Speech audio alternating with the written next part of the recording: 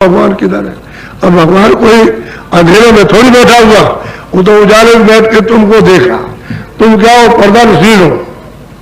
तुमने अपना बोझा अपने ऊपर डाल रखा, उसकी आंखों में थोड़ी डाल रखा, वो तो खुली आंखों से सबको देख रहा और तुम उसको नहीं देख रहे हो।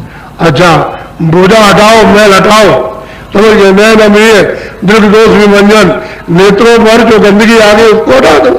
हटा के तब उसको देखो तो सामने दिखाई देगा, तब देता है। तो असल में कहा तो महापुरुषों ने इस कलयुग में सत्य था, लेकिन आप पहुंचे कहा उनके पास? अगर पहुंच जाते तो ये तुम्हारा मनुष्य जीवन सार्थक न हो जाता। जिसलिए मिला था तुम काम कर लेते, तो तुम्हारी जय जयकार होती। तुमने अपना काम तो कुछ किया नहीं और दूसरों का बोझा लादते रहे और लाद करके अभी चले जा रहे। तेरे काम कोई आएगा? कोई घर वाला कोई आएगा? रिश्तेदार? अरे धन दौलत कोई काम में आएगा? जब वहां मार पड़ेगी और वहां बंद किया जाएगा और तकलीफें यात्राएं तरह तरह की, तो वहां कौन आएगा मदद करने के लिए? तो चले गए बस, अब पता नहीं कहाँ गए, कुछ मालूम नहीं। इसलिए मनुष्य शरीर उस मालिक को, उस प्रभु को पाने के लिए आपको दिया गया। अब यह है कि रास्ता ढूंढने की जरूरत है। रास्ता जानने वाला मिल जाएगा तो आपको रास्ता बता देगा, फिर लग जाओ, फिर जल्दी करो, फिर देर क्यों करते हो? जल्दी से अपना काम कराओ कि घाट पर बैठो, अपना मैल दूर करवाओ, सफाई करवा लो, जो भी पाप पुण्य का बोझा लगा उसको जल्दी धुलवा लो और धुला करके तो तुम्हारी आंख खुल जाए, कान खुल जाए। यहीं से बैठ करके देखना शुरू कर दो। एक मोटा सीधा साधा काम है। मैं तो तुमको मतलब यूँ समझा सकता हूँ। और महात्माओं के उनके जो वचन है, जो उन्होंने उस समय उन लोगों को समझाया, तो अब तो आप समझ नहीं सकते हो, लेकिन जिन लोगों ने प्राप्त किया वो तो जान गए। उनके पास उठे बैठे, आदेश का पालन, वचन का पालन, उनकी सेवा की, उन पर विश्वास किया, प्रीत प्रतीत की, उनको उन्होंने जुक्ति दी और सहयोग साथ दे दिया, मदद कर दी, चले और पहुंचा दिया घर में। तो उन्होंने भी कहा मुझको गुरु ने पहुंचाया, गुरु ने पहुंचाया। ये नहीं कोई भी कहा कि मुझको राम ने कृष्ण पहुंचा दिया या देवी देवता ने मुझको पहुंचा दिया या सज्जु के पहुंचा दिया। कहते हैं अभी मुझको मिले और अभी उन्होंने हमको हमारा यदि दया की, कृपा की, सहयोग दिया, हमारी गंदगी को धोया और अभी पहुंचा दिया उनको। तो 700 वर्ष के अंदर महापुरुषों का आना हुआ, पहले नहीं था। पहले संत नहीं आए थे, जीवन को जगाने के लिए संत पहले नहीं आए थे। ये तो 700 वर्षों से आ रहे हैं और अभी उनका खेमा चलता रहेगा। अब इसी दरमियान में तुम जब कहीं जाओ तो उनकी ढूंढो, तलाश करो, मिल जाए और रास्ता बता दे तो दिन में खेती, दुकान, दफ्तर का काम करो। उनकी बात को सुनो और समझो और कहें कि ये घाट है या बैठ जाओ, तो थोड़ा सा सुबह, शाम, रात को 10 मिनट, 15 मिनट, आधा घंटा लेट के, बैठ के, खेत में, खलिहान में, कहीं भी तुम इधर आकर के बैठने लगो, यहाँ बैठक बना लो, बस यहीं से वो पारसमणि तुमको मिल जाएगी। पारसमणि मिली तो बस रास्ता तुम्हारा खुल्लम खुल्ला हो जाएगा और चल पड़ोगे, दिखाई देता जाएगा। और पारसमणि तुम्हारी चिपक गई, चिपट गई तुम्हारे, तो फिर वो छोड़ने वाली नहीं, वो तुम उसको छोड़ोगे, वो तुम्हारी हो जाएगी, तुम उसकी हो जाओगे। जाओ जाओगे पारसमणि साथ तुम्हारे पीछे लग जाएगी। ऐसा मनुष्य रूपी इस मंदिर में खजाना आत्माओं के धन का भरा हुआ, और तुम इंद्रियों के दरवाजों पर बैठ करके और इंद्रियों की गुलामी और मन को उसमें फंसाकर उसके अधीन हो गए और जीवात्मा रो रही, क्या होगा, कहाँ जाएंगे, क्या करेंगे, कैसा होगा, बड़ी तकलीफ उठा रहे, मिलता कुछ नहीं। इसलिए मैं आज आपको नामदान दूंगा, क्योंकि बहुत दिनों से बहुत लोग इच्छा कर रहे थे कि अभी गुरु पूर्णिमा में तो आपको दिया ही था, तो सोच रहे थे कि भाई अब चलेंगे होली के अवसर पर, सत्संग भी सुनेंगे, नामदान लेंगे और भजन करेंगे।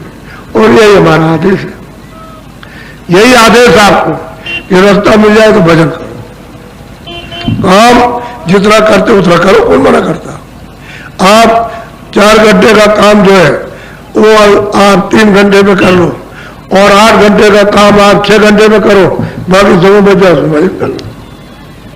ये तो नहीं कहते कि भाई काम छोड़ दो, आप दुकान छोड़ दो, खेती छोड़ दो, या बाल बच्चों, कुछ नहीं, इन्हीं के बीच में रहो, समझ जाओ कि ये सब मेहमान है, हम भी इनके मेहमान, ये हमारे मेहमान और हम इनके मेहमान हैं, ये हमारे रिश्तेदार, हम इनके रिश्तेदार, और ये मुसाफिर ये है और मैं भी मुसाफिर हूं। पता नहीं ये कब चले जाए और पता नहीं मैं कब चला जाऊं। हो सकता है नहीं, इनसे पीछे पहले चला जाओ, उसके बाद हो जाए। हम लोग मुसाफिरी में, चाहे जितने रिश्तेदार और बच्चे बना लो, बच्चियां बना लो, चाहे किसी से तुम माँ बाप बन जाओ, लेकिन सब मुसाफिरी में है। बस जिसका जैसा समय पर समय पूरा हुआ, श्वासों की पूंजी खत्म हुई, बस वही वहां जंगल में लेटे हो, वही खत्म। पता लगेगा वो तो जंगल में लेटा है, दौड़ के जाएंगे लोग, कहेंगे वो तो चला गया, वही फिर नहीं मिलेंगे, फिर मिलने वाला काम नहीं है। इसलिए आप मनुष्य रूपी इस तन में जब तक श्वास रहे तब तक ये जीवात्मा का अपना काम कर लो, घर में पहुंचाने का अच्छा रहेगा। नहीं बड़ी दुर्दशा जीव की होगी जब मनुष्य शरीर पाकर लोग इस शरीर की, इस जीवात्मा की रक्षा या इसको आराम, इसके दुख को दूर नहीं कर सकते हैं, तो बताओ जब 84 में जाओगे, चारों खानों में, नरकों में, तो वहां कौन जा करके तुमको बचाएगा? तुम्हारी पीड़ा कौन सुनेगा? तुम्हारी भूख प्यास को कौन सुनेगा? ये पहले सोचो। हरे भाई आदमी होकर के डंडे लगाते रहते हो, वो तो जानवर है, उनको क्या पता बुखार चढ़ा, 4 डंडे पीछे से ऊपर लगाए तो कह नहीं सकता कि मुझको बुखार चढ़ा है, क्यों मार रहे हो, हमको और दर्द हो रहा, चाहे जितना मारो तो कुछ नहीं, कितनी पीड़ा, कितना दर्द। वो महात्माओं ने देखा कि जीवात्माएं किस तरह से मनुष्य शरीर से निकालकर और किन कर्मों के द्वारा 4 खानों में इनमें बंद कर दी जाती है, कैसे नरकों में, तब चिल्लाए, अरे बचो बचो बचो बचो, नहीं तो तुम जाने वाले हो। प्रेम प्यार से रहो, घर में रहो, प्रेम से रहो, एक दूसरे की सेवा करो।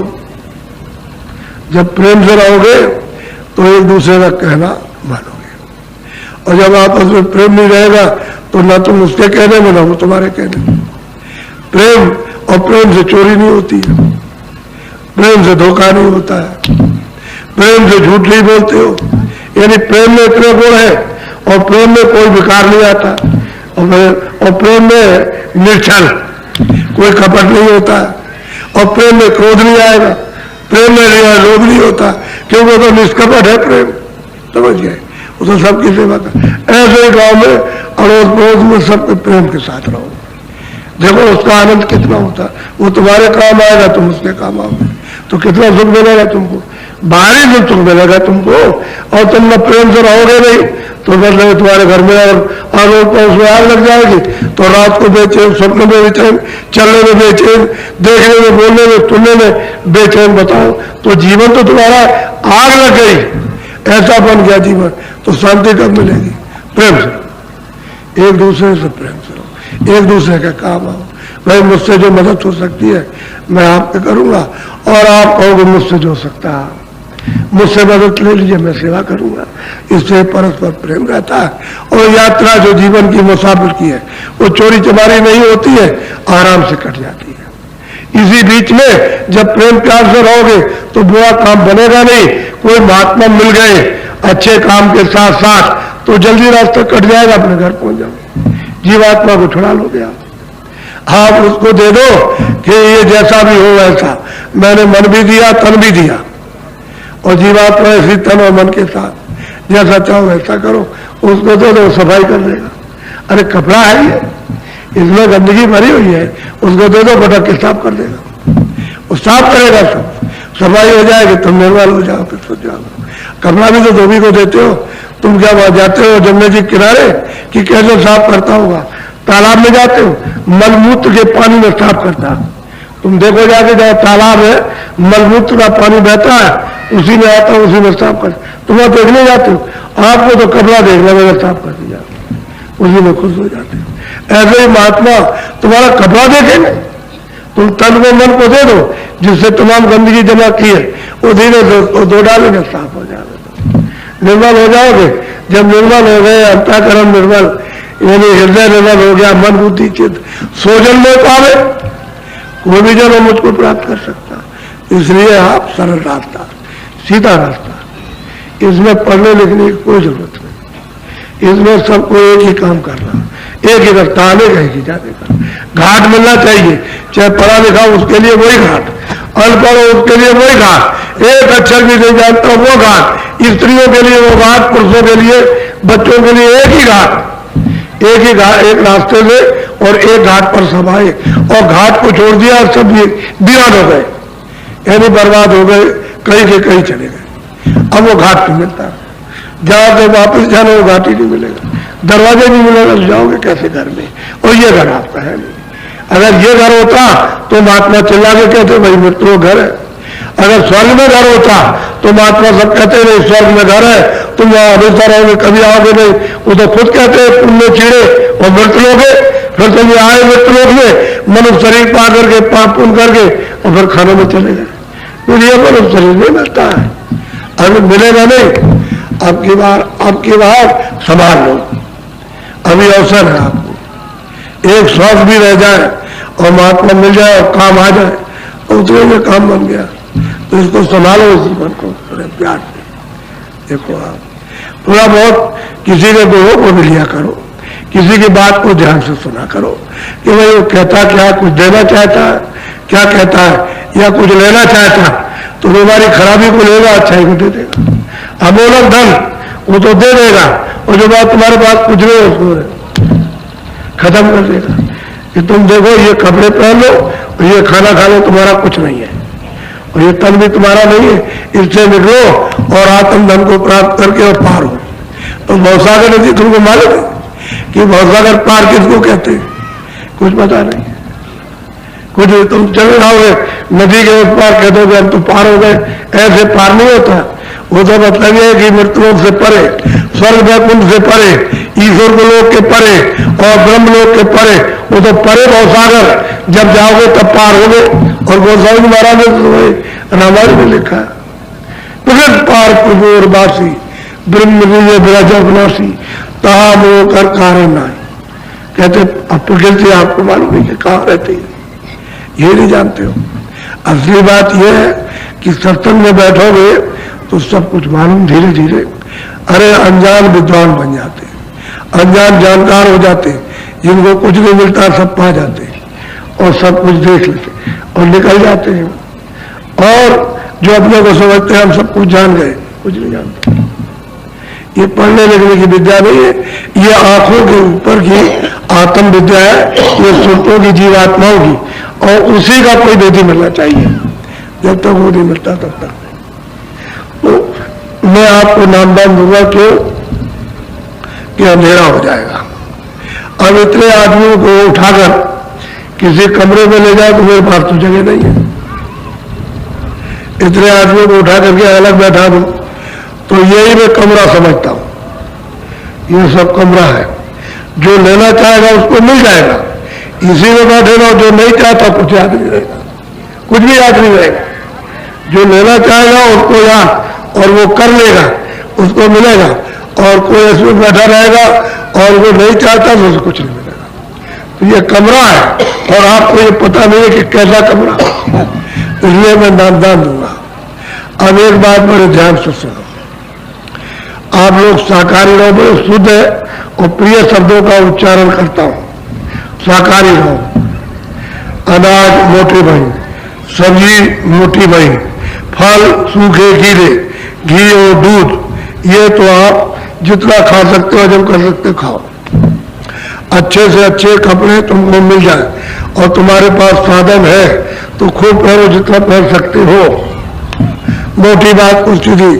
और झोपड़ी बना सकते हो तो अच्छी झोपड़ी में, मकान बना सकते हो अच्छे मकान में, मकान बना करके रहो। तो आपको कुछ मना तो किया नहीं। और खेती करो, खेती कर लो, दुकान करते हो दुकान, नौकरी करते हो नौकरी कर लो। तो आपको जंगल में तो किया नहीं। इतना जरूर है शाकाहारी रहो। अशुद्ध आहार मनुष्य का, पशु का, पंछी का, किसी का मत करना। भूल के भी धोखा खा जाओगे, बड़ी कड़ी सजा मिलेगी। शुद्ध आहार करो तो ये बीमारी नहीं, फिर तुम्हारी इसमें प्रवेश नहीं होगी। अशुद्ध आहार से तो सब बीमारियां फैल गई, और बीमारी फैलने का उसका असर क्या हुआ कि तुमको छूत लग गई और उससे बीमारी हो गई। अब ये छूत की लगी बीमारी, और जिसको बीमारी थी तो रोज तो दवा खाते हो, अच्छे से अच्छे डॉक्टर की दवा खाते हो।